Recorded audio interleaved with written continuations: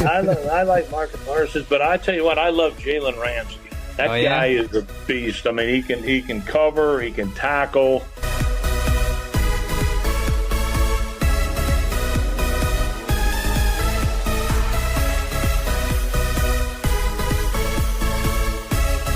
It's going to be significantly worse. Now, the only chance you have is if your defense is playing good, you can hand off and play ball control. But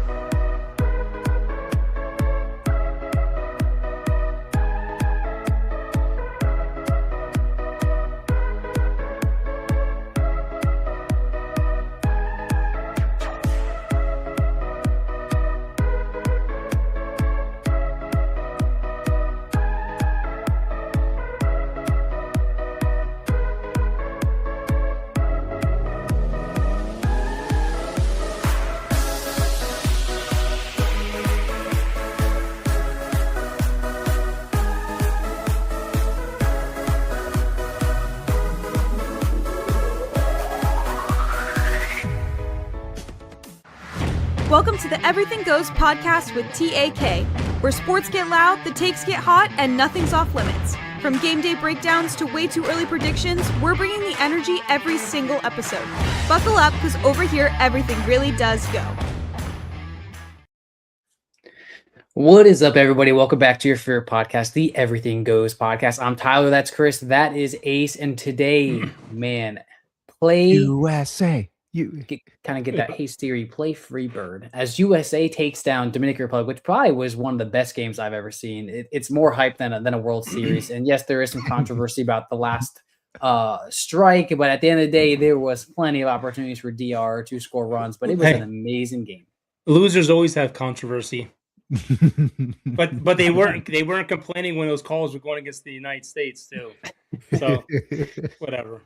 Obviously, we are a week and so into free agency, so we're going to dive into free agency moves, how our teams did. We're going to grade that. Kyler Murray is a Viking. That is a full circle moment because he was a diehard Vikings fan growing up. Max Crosby ends up going back to the Raiders after the Raiders spend a lot of money in free agency. And Travis Etienne is no longer going to be Travis Etienne, as he clarifies that his last name is actually Achan, but no one could pronounce it while he was in college.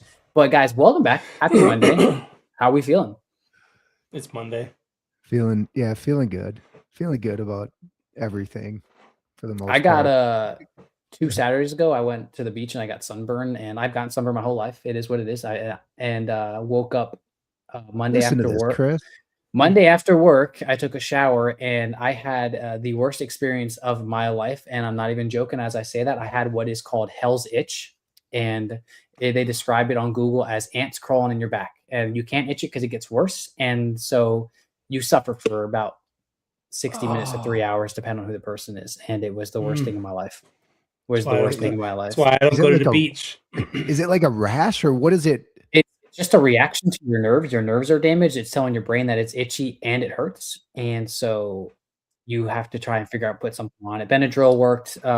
We used aloe and that made it worse. And then I was just pushing the ground screaming and thrashing in my bed because it's the worst thing I ever endured. Scratch your back until you draw blood and then put rubbing alcohol on it. That'll take away all the itch. Hey. You know it's bad when you do one of those moves where you grab your shorts and you start rubbing them up and down your legs as if like you're going insane.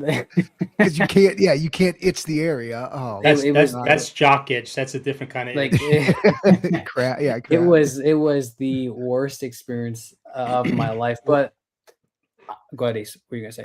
Have you guys ever waxed yourselves? Ace, we don't get chest hair like you do. I'll be honest. Okay, the clients don't get the hair you get. This is pertinent to what you mentioned. I had Brittany help me wax my back like a couple weeks ago. It gave me all rashes up and down. I'm not going to say the product we used. I'd rather just get laser hair removal. It didn't itch like yours, time, but just like first time ever doing that, not going to do it again. That was stupid. Yeah. We're learning as we grow up. You know what's crazy? Like I never had any hair on my back. And now that I'm 52, I get the old man patches that just all of a sudden just randomly come out of nowhere. And I have like one hair in my chest. I have a name for him. It's like, he's like Fred. He's been there forever. Just one single hair. Let's just address this. The Jets are a laughing franchise. Justin Fields was traded to the Chiefs today for a 6th-round pick because I don't think Patrick Mahomes will be ready by week 1. If he does, that's an insane miracle. And Geno Smith is not the option there. They're saying he is going to be ready. That'd be crazy if he's ready. I know these athletes are different and everything, but let's dive into it because USA has played and USA has played some tough baseball lately. There was the whole controversy of like, will Paul Skeens pitch again because they're going to be open a day roster moves for their team and Paul Skeens after giving up an 0-2 home run. I mean, he was lights out. I mean, you're talking about the DR team that was averaging 10 runs per game and the USA who was averaging 8 runs per game comes down to a 2-1 game with the tying run on third base. I mean, you're talking about a game where Julio Rodriguez robs Aaron Judge of a home run. You're talking about Anthony Rendon, who's like 21 years old, hits the go-ahead home run. You got diving plays by Bobby Witt Jr., Aaron Judge. Aaron Judge is throwing out Tatis Jr. Guys are – it was incredible game that you could ask for. It's everything you want to see in a semifinal game. Like, you know how in football, like low-scoring games are usually boring. But in baseball, like there's more to it. Like there's diving plays that are happening. And like we said, like there were so many times DR had plenty of guys on the bases and your heart is racing. You don't know some of these pitchers that are coming in from the bullpen because you just don't. They're not your team. And man, my heart was racing as if I was in that stadium, especially the last inning. Miller comes in, averaging 100 miles an hour off his fastball, and then starts to lose his slider. And you're like, bro, this is. And then pass ball goes by Will Smith. So now there's a guy in second base. Oh my God. O'Neal Cruz comes in, who hits one of the hardest baseballs in MLB and is one of the fastest players in MLB. And you're like, here we go. You know, he beats that out. If that's not right at him, he beats that ball out too. He almost did, yeah. Dude, it reminded me of like David versus Goliath. It reminded me of like the USA hockey team from the 80s beating Russia. Because if you look on paper, Dominican Republic had a better hitting team than the United States, hands down. You know, they have one. Yeah, I mean, they averaged 10 runs a game. They had superstars top to bottom. Some of those players on the United States team, we never heard of them before this year. Yeah, I mean, Connor Henderson. That was Henderson saved us. Anthony Richardson, whatever his name is, from the Red Sox. You know, Roman. Sorry. Roman. The DR team, man. It's debatable compared to the teams, but DR was the hottest team for sure coming in. Oh yeah, I mean, they were great up to from top to bottom. I mean, it's crazy. But man, talk about a game. I know that Juan Soto came out and he talked about that. Even though it wasn't the way they ended, like they showed America who the real team was. But this picture, this graphic here doesn't do him justice. I mean, he goes over 4, and they left a lot of runners in scoring position. United States had the better pitching by far. Listen, like that last call. Obviously, we can all see, even when they showed like the little display, like we saw it was a ball, but he was calling that strike zone all game on both sides. And the first thing that I said to some buddies is like, man, 0-2, like my whole life I've been trained, you do not put it that close in an umpire's hand, especially when it's that high of a game.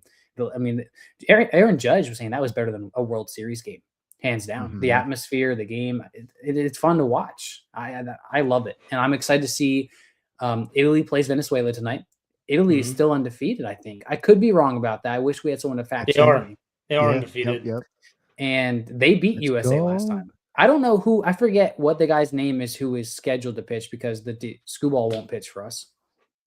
Oh, for the he's there with us, but he's not. Logan Webb? Would it be Webb? No, it's not Webb. They said Webb. His name. And it's the guy that it's the guy that pitched against Italy and got beat. Yes. Yeah, you're absolutely right. You're absolutely right. What are your guys' thoughts on guys not necessarily wanting to pitch because of opening day? I don't necessarily know if they have a say. It might be an organization say. My thing is, if you're not committed, don't even get on the roster. I just think this is once in a lifetime, man. Like that name on your chest is bigger than the team you're going back to. I mean, the coach didn't abuse any arms. He had a pitch count for the starters, about 60 plus pitches, and then every reliever got 1 inning. So he didn't abuse it. It's no different than them pitching down in Florida or Arizona, or wherever they're at in spring training. If you can't come out and give us 5 innings, especially now, it's almost time for the season start. If you can't give us 5 innings, then what are you doing? Skeens helped us too because his pitch count was so low. I mean, and then how about Severino starting off the game by throwing 99, 100 miles an hour? Where was that when he was a Yankee? Well, he always had that when he was a Yankee, but he always had bad control. Typical Severino, though. He's lights out in those first couple of innings, and all of a sudden starts to fall apart. Yeah, outside of the intensity, Chris, you're right. It's like these guys got to ramp up for the season anyways. So give them. Yep. I'm sure they'd be on a pitch count regardless. I think this solidified Griffin Jacks as the best Twins relief pitcher for sure. And Buxton, I think Buxton. I'm hoping he gets to play, but he's a bench player. Yeah, they have their lineup now. They have their lineup now. I mean, how about Mark DeRosa taking Bregman out and putting in Henderson, who has good stats against Severino? That paid off very well for us. They said DeRosa threw the Italian game because he's Italian. I think he was truly gutted when he realized we weren't locked in. Yes. Yeah. I think that was the worst. That was worse, but they've rebounded pretty well. And like the pitching is made up for everything. Same with the defense. You imagine they wouldn't have made it because of that? Like, oh my gosh. He would never have been able to forgive himself. All I got to say is they better get their bats hot because they're not going to win it the way they're swinging right now. I mean, the 2 runs, I mean, they had 7 hits, but majority of those hits came in the first 4 innings. They went silent like the second half of that game. I'm just happy Judge is playing well, man. Every time he makes a play, man, I love you, Judge. Like, he would have had another home run last night. He started off the game. I was like, please do not strike out the Severino. I don't care who else strikes out, but you can't do it for the Yankees. He just reminds me of a big dork. Dude, he showed that he's okay. He's healthy after throwing out Tatis. I was like, God. Yes. Now, this isn't the updated one, but this is the one we talked about last week. It's not even worth showing anymore. Oh, and you guys have your teams left. Japan, USA shocked me. Japan losing. Yeah, Venezuela beat them. Yeah. Who do we think wins tonight, Venezuela or Italy? I need Venezuela. It's my last team left. You have USA. I have Venezuela. Ace is out, unfortunately. So it's going to be me versus you in the championship if we get this. But wouldn't that be something, though, if Italy gets knocked off in the last game? Oh, you mean they're undefeated until the championship? Yep. It's their first time getting this far ever. I mean, it's what they were talking about, how some of these teams, like a lot of these players are minor leaguers that haven't even touched the pros yet, and they're playing so well, especially like Italy. Oh, wow. Yeah, except for that. I've heard of the Pasquantino. Yeah, that guy's with the Royals, right? He's good. Yep, Lorenz, and they got some good pitchers, I think, but anybody positional-wise, I don't know after that. You know what makes this more interesting? When they got to the Final Four, they go to best 2 out of 3. Yeah, but baseball starts like next week, though. But you start a little bit sooner. And the thing is you can expand your roster. Like, say you pitch Skubal, and then he's done for the year. You can grab somebody else off one of the USA farm teams and bring them in or whatever. That'd be freaking awesome. 2 out of 3 for a championship. They're talking about how World Baseball Classic is like, think 6 years, not 6 years ago, maybe 6 tournaments ago. Not as much talent. Like they said, even Mark DeRosa's first time managing 3 years ago, he didn't even have all of the talent that you could have thought he could have gotten for America. I mean, like DR, USA, like Italy, like some of these teams, like Venezuela, the talent that it's attracting. It just shows you how much love that this game has. Dude, I gotta tell you what though, Albert Pujols, he's the most intimidating head coach I've ever seen. Dude, he's got no emotion. I didn't know that was him, honestly. He looked so calm during all of this. Did you see when Rodriguez got hit and he came out of the freaking the bullpen? Not the bullpen, out of the dugout. And he was just given the look like he was ready to freaking storm the mound. Dude, he's probably thinking, "Wow, I'm just gonna freaking screw the Seattle Mariners right now." Dude, I'll be honest. When I saw him get hit 98 to the forearm, man, that hurts. That has gotta be like your whole arm is dead. Could you imagine you broke your hand? You're out for half the season. It happened to Altuve. Mm-hmm. Oh, like this year already? No, last tournament. How about Edwin Diaz? Last tournament, he celebrated and he tore his Achilles or something like that, ACL, whatever it was. Mm-hmm. Dude, I'm just telling you, man, that freaking team, that Dominican Republic team, man, those bats were amazing. Machado, Tatis, Soto. I mean, that just shows you how intense lineup. That's how intense that game was. I mean, just every time the USA was pitching, I was holding my breath. I mean, you got to give a round of applause to the USA pitchers for holding those at bats. Dude, when Bednar came in, I thought he was going to blow it. Dude, no. When Bednar, you could tell when Bednar was getting mad, he was starting to really, really throw his fastball. And he would, when the catcher would throw the ball back to me, he was really grabbing. He's like, "Let's go!" And I was like, "Dude," it's like it's 11:00 my time. I'm up in the middle of the bed, like, dude, let's freaking go. Dude, then he struck out that last batter, and he did that whole pumped up thing. Yeah. I'm like, bring it back to the Yankees, baby. Well, I think USA goes all the way. If we were going to do our final predictions right now, I think USA's hardest target was to get through DR. I think on paper that was the best team behind Japan. They got a hit. They got a hit, and I think getting past that. I mean, I think they could do it now. Yeah, I like that call too. Because I think Venezuela and Italy's going to give everything they have to win the game tonight. I mean, Bobby Witt struck out 3 times last night. I mean, but he had a clutch hit though. Judge is the key right now. Yep. Yeah, Judge and Schwarber, because Schwarber seems like he comes up clutch no matter what game he's playing in. I just want I want Italy, but I also want Venezuela, US, so that you guys have a rooting interest. Yeah. Although I won't be rooting for Venezuela. Yeah. Yeah, true. Still USA. Well, free agency is officially upon us, and it's my favorite time of the year. We did a podcast 2 days, I think, before free agency opened up, and lunchtime hits. I'm done working. I get an hour break. I had the Pat McAfee show on one hand, and then I turned my notifications on for 4 different insiders on Twitter so I could get because I'm beating my brother to the text messages. You know what I mean? Like I'm waiting to see because the Saints for the first time had some good money, and me personally, I'll get into my own personal stuff. I'm very pleased. But Ace, we'll talk to you first because Vikings weren't heavy hitters on day one. But I mean, we all talked about Kyler Murray rumors are heating up, and all of a sudden, boom, just like that, Kyler Murray, the Vikings. So it's a 1-year deal. Arizona's still paying a boatload of money. He grew up a Vikings fan. They're bringing him in to have a competition with JJ McCarthy. Maybe it fires up JJ McCarthy. He wins it, becomes the JJ McCarthy we all know. Maybe not. Maybe Kyler, a new scenery. We talk about the car wash treatment. Your coach, phenomenal. Yeah. Maybe he turns around. I have a little graphic for you here.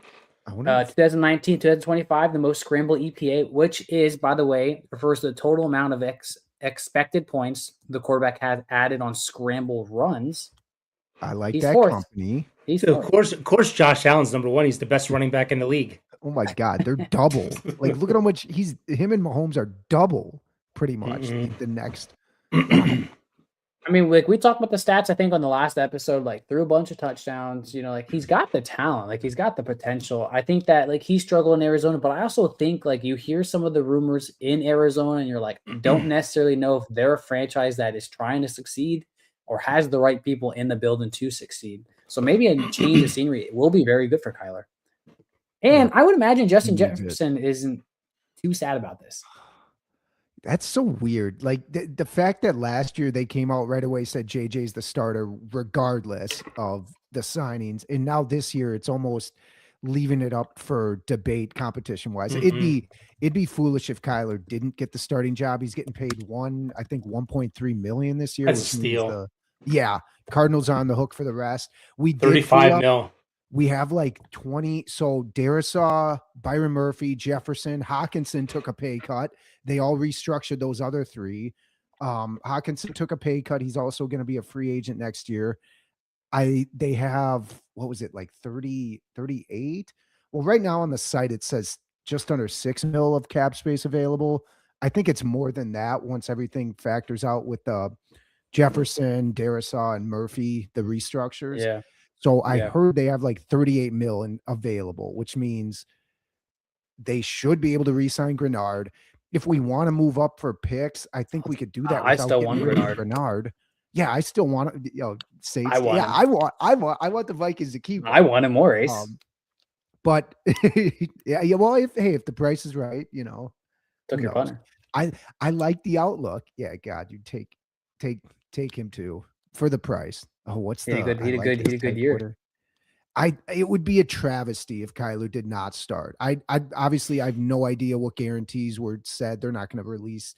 They're not going to mention that. They're going to just treat it as a competition. But JJ's got to learn under Kyler. You would expect. And I mean, sure, if he beats him out fair and square, let's roll the dice with JJ. I just feel like last year, Chris brought up this before with Jefferson. It just seems like the mojo with JJ is a little kind of over. They said they're not giving up on him though. That's what they said.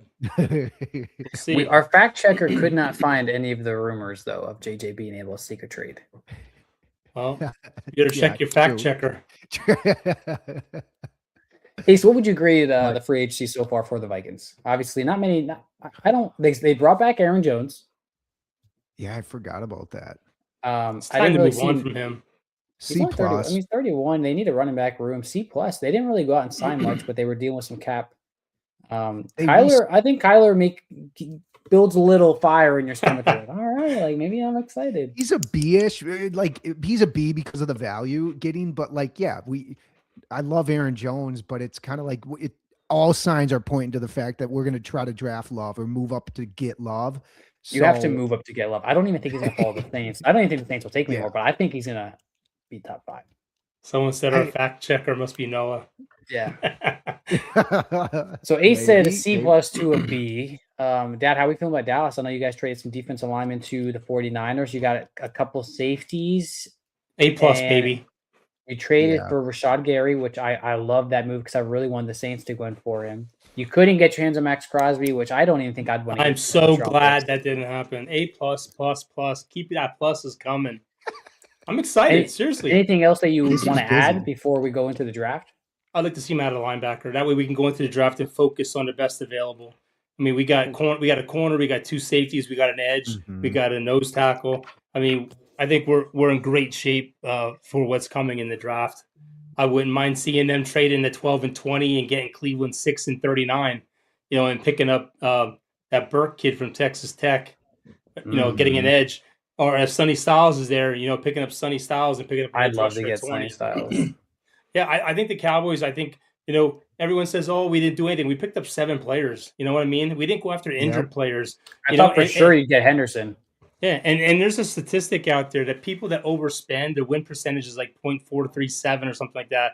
So I think the Cowboys are right where they need to be. I mean, you made moves. You picked up an extra draft pick for freaking Osa, which we needed. I mean, we didn't have a 2nd or a 3rd round draft pick. So now we have a 3rd. So you can make the magic happen now. It's not a lot of big linebackers left. Devin White's there. Levante David, Bobby Wagner. Bobby Wagner, the kid from the Giants, who's only 26 too, is another one I'd pick up. But honestly, I think we're in great shape. We have a new coaching system coming in there. There's a lot of players. We were young last year, so who knows? The players we might have might do better under the new coaching staff that we have. Yeah. So I'm excited. I mean, Jerry's been very, very quiet. The team's been doing what they need to do. They're letting the coaching staff decide who stays and who goes, which is a first. I think we're on the right path. The only thing I'm worried about is Dak come out with a clear head after going through that, cheating on his wife and getting a. I heard something comes out. Yeah, he cheated on his wife. I mean, you get rich. Your little head thinks more than your big head, and you do stupid stuff. So, gosh, man. I'll tell you what. The Steelers surprised me opening up free agency by trading for Michael Pittman.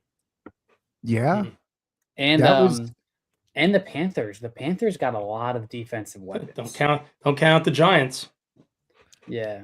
I feel really good about the New Orleans Saints because I think it's funny. They had some needs. They needed a guard. They needed a punter. We had one of the worst punters in the league last year. That's the first move they made. They steal one from the Vikings, who averaged a crap ton of yards last season. And it's in a dome still, which should help. There were I tweeted out a couple times. There were a couple guys I wanted to look at. David Edwards, the guard from the Bills. He was the top guard in free agency. Boom. Saints got him. I wanted Travis Etienne. His name is not Travis Etienne. It is Travis Etienne. He said in college they could not pronounce it. So he just said, pronounce it as it looks, Etienne. But it is Travis Etienne. Is it too early for hot takes? Yes. Wait, then what's Devon Achan? Isn't Devani the running back from Miami? Yeah. Oh, that's Achan. Ashan. Yeah. Hey, what's I think Carolina wins that division by 2 games. It's gonna be a good division. I'm feeling the Saints, man. I really am. I don't know if they'll win it or not, but I think that they're gonna be competitive this year. But they filled in their guard position after drafting 2 tackles in the first round the past 2 years. So you solidified your offensive line. You add in a running back that you desperately needed to compare with Alvin Kamara. Even though Alvin Kamara's name is very strange right now, I don't know. They're talking about possibly retiring, possibly trade, possibly cut. Even Kellen Moore got interviewed, and it was very, very weird. But him and Travis Etienne would be so good together. I think Alvin Kamara actually right now is going on Toronto Armstead's podcast, which it was a breaking news. So that'd be really cool to see what he's going to talk about. So you get Noah Fant too in the tight end room with Juwan Johnson, was a top 5 tight end last year per receiving yards, touches. So Noah Fant, who had a great season with the Seattle Seahawks, but then goes to the Cincinnati Bengals. Joe Burrow's in and out of injury, ups and downs. So Kellen Moore really using the money wisely, didn't spend too much money. And then they go out and get Caden Ellis, who was a former linebacker with the New Orleans Saints, goes to Atlanta, was a captain, had the green dot, called the plays, set the plays for 3 years, comes back to New Orleans because DeMario Davis goes to the Jets. Everyone had a feeling DeMario Davis was going to leave. So I'm giving the Saints a B+ to an A. I feel really, really good about the holes they filled going into the draft. Mm-hmm. I would love to bring Cam Jordan back because of the veteran appearance presence. 10.5 sacks last season. And it's a good guy to rotate. But he just came out and said he's got 3 teams that he's possibly looking at. He's tweeting stuff about how you could love the city, but the city might. I don't know. I want to bring him back, but I feel good about the Saints, man. There's a couple of receivers I'm interested in to take a hit on, like a Deebo Samuel on a veterans minimum, or Juwan Jennings out there who's still in his mid-20s. But I feel good going into the draft. I don't think they draft Jeremiah Love anymore. If they do, it's going to be very interesting what happens to Alvin Kamara. But I feel really good. How would you feel if they trade away Chris Olave? I don't think they do. It wouldn't make sense because he's their wide receiver room isn't. I don't want to say it's not good. It's not great. Like if you extend Chris, you have Devon Vele who is good. You need to either draft a third guy or sign a third guy. If you trade Chris Olave, like you're just depleting your wide receiver room, and you're just screwing yourself after signing all these guys. Well, this draft is loaded with receivers, and my thing is I don't think any big name is safe anymore on any team in the NFL. It's coming down to picks. People want picks. I mean, I think day 2 of free agency there was 175 moves. I mean, that's insane. Wow. Yeah. So, I mean, you're not safe anymore anywhere. No, I know that they have been in contract talks with Chris Olave the past year. So, like, they're trying to get a deal done. Both sides seem to be on the same page with that. I don't think he leaves. I don't think that makes sense for New Orleans, honestly, unless they were blown away by like 2 first-round picks, which I just don't think would happen. Yep. I feel good though. I'm excited, man, because now you're gonna hit that point in free agency where there's a couple guys that will probably get signed on a veterans minimum, but like there's still some interesting guys out there who are like from 26 to 30 that you could sign and just have some good depth on your team. But Mike Evans to the 49ers shocked me. Yeah, and I think what shocked me even more though was that it was a 3-year deal. Well, he said that. Yes. He said with all the injuries, they were one piece away, and he's that piece. But they're trading away everybody else now. Yeah. I mean, come on. I mean, if you would have been there with Ayuk and Juwan Jennings and all of them, I mean, it's just you and I don't even know that guy's name. They got Ricky Pierce or whatever his name is. They got stabbed. But that's another thing though too, is like what's going on with Ayuk? Like the 49ers always have funny wide receivers. Like Deebo Samuel left. Ayuk sat out all year, which doesn't make sense because the 49ers were good. I just saw the 49ers today sign Christian Kirk. So I'm like, almost my brain, I'm like, so are they not bringing Juwan Jennings back? Like Juwan Jennings isn't like a top 10 wide receiver, but I would say he's a top 30 wide receiver. Like he's not a bad receiver. He put up good yards for them last year, scored a bunch of touchdowns. And it's just like, that's an interesting situation going on in the 49ers. He's a solid 2. I'd give him a 2. Yeah, like I'd bring him to New Orleans Saints. He'd be a solid 2 or 3 with us. And then you draft a guy on day 2 and you have him battle for your 4th pick. The thing that the Kellen Moore has that's kind of like a secret weapon is they traded for Jalen Polk. He is, and you should remember that name because he was drafted by the Patriots 2 years ago in the 2nd round. He had a decent rookie season, but his 2nd year, he got injured his rookie season towards the end of it, so he didn't play at all the 2nd year, but he was traded in the offseason of his 1st year because they have a new coaching scheme, all crazy stuff happened. And that's like one of those things where like you're hoping that hits because it's like, man, he was only a day 2 pick only 2 years ago. So I'm excited to see what happens with that. It's funny out here. The people, the Broncos fans, they're freaking out because the Broncos are the only team that haven't made any moves yet. They haven't done anything. Wait, they signed they ended up making a move. They signed J.K. Dobbins. Well, yeah, I mean they didn't pick up anybody, but you have no holes. You have a solid team. Yeah.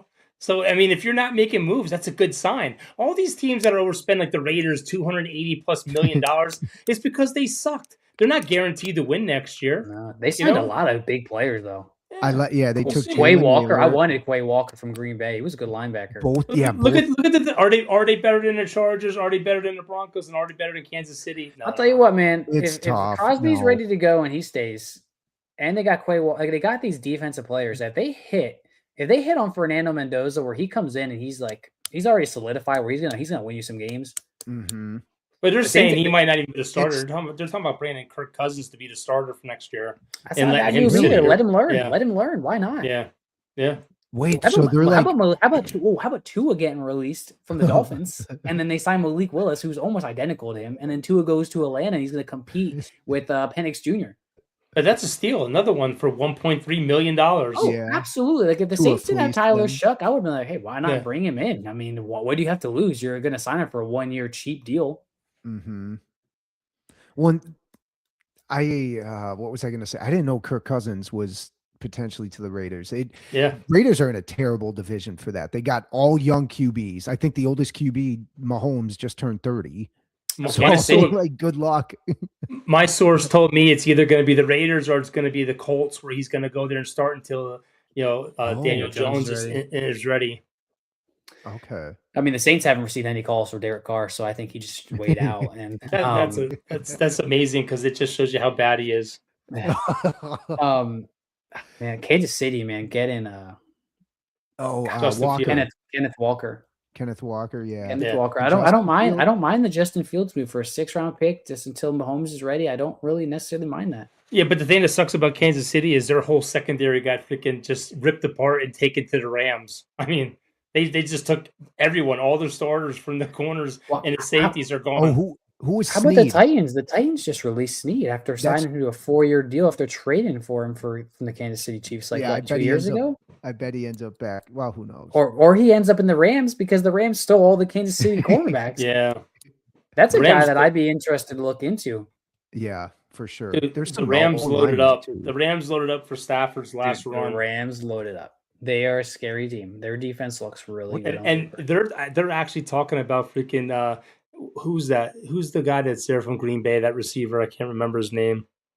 Come on, Ace, help me out. Dobbs, Romeo. No, not Dobbs. The one that was in Green Bay with Christian Lazard. No. Yeah, Lazard. Christian. I can't think of it. No. Oh God, what's his name? He was with he went to the Jets. Devontae. They're talking about getting rid of Devontae and picking up AJ Brown. Ooh. Or just keep Devontae and bring AJ Brown in. Yeah, but they're in contact with the Eagles. It's the Rams and it's the Patriots that are in contact. Yeah, I think the Rams got AJ Brown. I think the Rams will get him. I think the asking price is too high. I think that's what they're waiting for. So the Rams, Jerry Rice. They'll come down. Are the favorites. Rams are the favorites right now for the Super Bowl. I know it's way too early. Then the Seahawks, Bills, and Ravens. What'd you guys think of the Ravens backing out and then signing Trey? They had to have talked. I love it. They were talking to both. I think that everyone. I think what's confusing is everyone knew he just had surgery 2 months ago. What were they expecting to see? Yeah, is my question. Look, my thing is, and this is what the NFL should implement. If you're going to make a trade with somebody, you should be allowed to see the medical records before you make that trade, not after. After. That should be public record. Everyone should be allowed that's interested to look at those records, because even the Cowboys Dr. Cooper looked at them and said, "No way, don't touch him." He's got really bone. He's got injuries to the bone, the ligaments, the whole 9 yards. That's not a good thing. It's not good. They're saying in the short term he'll be fine, but in the long term he might not be good. Yeah, that's where I would have given him a first and a set. I'm not giving 2 firsts for a guy that I might get 3 prime years out of. I mean, I definitely if I was a team that I'm 1 player away, I'd give you a second this year and a first next year, or vice versa. But I'm not. I ain't doing it. That's why I kind of applauded the Ravens. They did their own procedure, and they're kind of scratching their hey, are we really going to give 2 firsts for this? I'll give him 2 bags of absolutely nothing. I'm sorry. I am not giving 2 firsts for. I don't give a crap if it was Moses came back from heaven. I would not give up 2 first-round picks. I'm sorry. It's too much. I wonder if the Jets trade up this year. They have 3 first-round picks this year. Who's to say the Raiders don't sign a Kirk Cousins and say, you want this spot, we'll swap a first. Maybe you give us one of those. Maybe you give us 2. We'll give you ours. I mean, because what the Jets going to do? Like, they got rid of Justin Fields. They got a lot of holes to fill on offense. They got Geno Smith. And is Fernando like this much better than the next guy, or would they rather? Yeah, it's Fernando and then Ty Simpson, and Fernando's better than Ty Simpson. I wouldn't be surprised with that first pick in the first round. They take the best offensive lineman in the draft. You know, they need the Raiders. This whole off-season free agency, they loaded up the defense. So they're going to draft. I think the Raiders, though, the Raiders haven't drafted a good quarterback though in years. Like, and I know every year you're like, oh, this quarterback class could be better, and it could be, but I do believe Fernando Mendoza is a good quarterback. I mean, think about the team he played on against the teams he played against. Mm-hmm. We'll see. Time will tell. Time will tell, and organizations. Most quarterbacks are bust. Sometimes. I mean, I feel like we're starting to enter an age where we're learning that quarterbacks just need time to develop. We live in an impatient league nowadays. Oh, God, yeah. I talked about that. You look at the 70s, 80s, and 90s. Quarterbacks sat 3 years behind starters. You didn't get drafted, but the money's too high.